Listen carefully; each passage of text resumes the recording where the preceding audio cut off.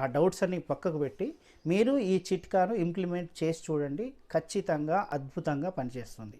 ఈ టెక్నిక్ అంతా కూడా మీరు సాయంత్రం సమయంలో కంటే ఎర్లీ అవర్స్లో, అంటే ఉదయం 4 గంటలకు 5 గంటలకు లేచి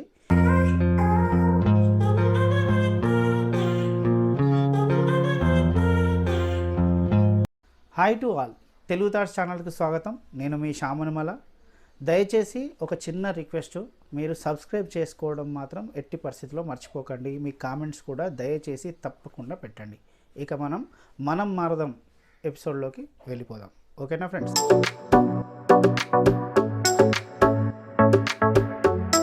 విద్యార్థుల తల్లిదండ్రులు తప్పకుండా చూడాల్సిన వీడియో ఇది. ఈ వీడియోని మాత్రం ఎట్టి పరిస్థితుల్లో మిస్ కాకుండా మొత్తం చూడండి, ఎందుకంటే మీకు ఉపయోగపడే విషయాలు ఇందులో చాలా ఉన్నాయి. సమ్మర్ వచ్చేసింది. సమ్మర్తో పాటు పరీక్షలు కూడా దగ్గర పడ్డాయి. సమ్మరు ఒకవైపు నెత్తి మీద ఎండ హీట్ ఎక్కిస్తుంటే, మరోవైపు పిల్లలు ఎలా చదువుతున్నారో, ఎలా ఎగ్జామ్స్ రాస్తారో అన్న టెన్షన్ కూడా తల్లిదండ్రుల్లో పెరిగిపోతుంది. మరి మీరు మీ పిల్లల్ని ఎలా చదివిపిస్తున్నారు? పదే పదే అస్తమానం వాళ్ళని చదవండి అంటూ వెంటపడుతున్నారా? అయితే మీరు ఒక పెద్ద తప్పు చేస్తున్నారు. దయచేసి మీరు అలా వెంటపడటం ఆపేయండి. ఎస్, మీరు కరెక్ట్గానే విన్నారు. చెవిలో జోరీగల మీరు వారిని పదే పదే చదవండి అంటూ ఉంటే వాళ్ళు మీకోసం చదివినట్టు యాక్షన్ చేస్తారు తప్ప మనసు పెట్టి మాత్రం శ్రద్ధగా చదవరు. ఈ విషయం తెలుసుకోండి.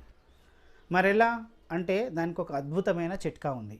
ఎస్ ఫ్రెండ్స్, ఏంటంటే మీ ఇప్పటిదాకా కూడా మీ పిల్లల్ని మీరు చదువుకోమని చెప్పి మీ పని మీరు చేసుకుంటూ ఉంటారు.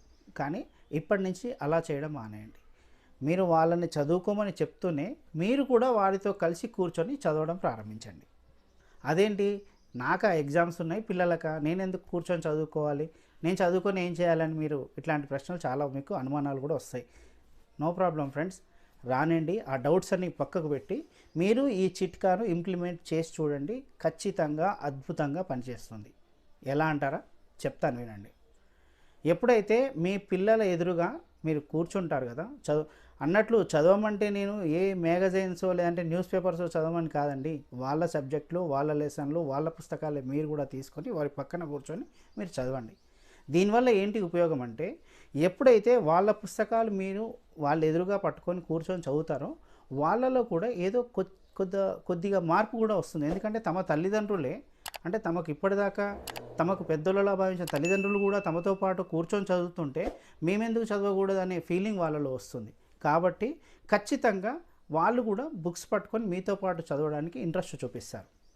రెండో విషయం, మీరు చదువుతూ వారి పక్కన కూర్చున్నప్పుడు వారికి ఏమైనా డౌట్లు, అంటే వాళ్ళ టీచర్స్నో వాళ్ళ ఫ్రెండ్స్నో అడగడానికి మొహమాట పడిన డౌట్స్ ఏమైనా ఉంటే మీ దగ్గర తీర్చుకోవడానికి వాళ్ళు సందేహించరు. ఎందుకంటే మీ దగ్గర ఖచ్చితంగా ఏదో ఒక రకమైన చొరవ ఉంటుంది కాబట్టి. ఇది రెండో ఉపయోగం. ఆ డౌట్స్ తీర్చుకోవడం వల్ల ఆ సబ్జెక్ట్లో హార్డ్నెస్ అనేది పోయి చాలా ఈజీగా అనిపిస్తుంది వాళ్ళకు.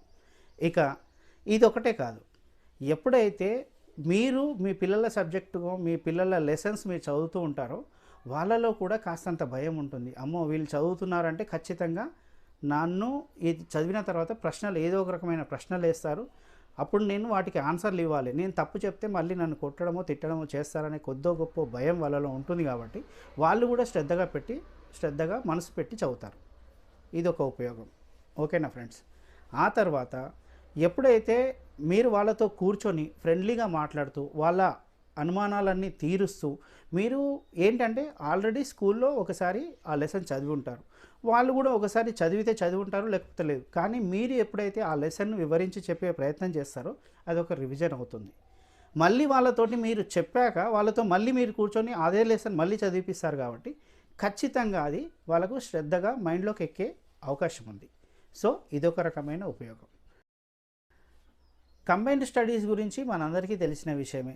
పిల్లలు ఎప్పుడైతే తమతో పాటు ఇంకొకరు కూడా కూర్చొని తమలాంటి వాళ్ళే చదువుతున్నారు అనే ఫీలింగ్ మధ్యలో వాళ్ళు చదువుతూ ఉంటారో వాళ్ళకు తెలియని ఉత్సాహం వస్తుంది, తెలియని ఒక ఇంట్రెస్ట్ చదువుపై పెరుగుతుంది. అందుకే స్కూళ్ళలో కూడా పరీక్షల సమయంలో కంబైన్డ్ స్టడీస్ అంటూ పెట్టేవారు. ఇప్పుడు అదే టెక్నిక్ను మీరు అప్లై చేస్తున్నారు. అంటే మీరు ఎదురుగా కూర్చొని వాళ్ళ లెసన్స్, వాళ్ళ పాఠాలే మీరు చదువుతుంటే వాళ్ళకు కంబైన్డ్ స్టడీస్ చేస్తున్న ఫీలింగ్ వచ్చి వారు మరింత ఇంట్రెస్ట్ ఆ చదువుపై చూపించగలుగుతారు. ఓకేనా ఫ్రెండ్స్? ఇక్కడ మీరు ఇంకొక టెక్నిక్ అప్లై చేయొచ్చు. ఏంటి అంటే, మీరు ఆ పాఠం అర్థం కానట్లుగా వారిని కూడా క్వశ్చన్లు అడగడం ప్రారంభించండి. ఎస్, తమకంటే పెద్దవాళ్ళు తమ తల్లిదండ్రులు దీని గురించి అడిగారు అనేది ఒక ఉత్సాహాన్ని నింపితే దానికి ఆన్సర్ చెప్పాలన్న తాపత్రయం వారిని మరింత శ్రద్ధగా చదివేలా చేస్తుంది. అందుకోసం అవసరమైతే ఎక్కువ కష్టపడి మరి మీకు ఆన్సర్ చెప్పడానికి వాళ్ళు ఖచ్చితంగా ప్రయత్నం చేస్తారు. ఓకేనా ఫ్రెండ్స్, ఈ టెక్నిక్ కూడా ఖచ్చితంగా ఉపయోగపడుతుంది.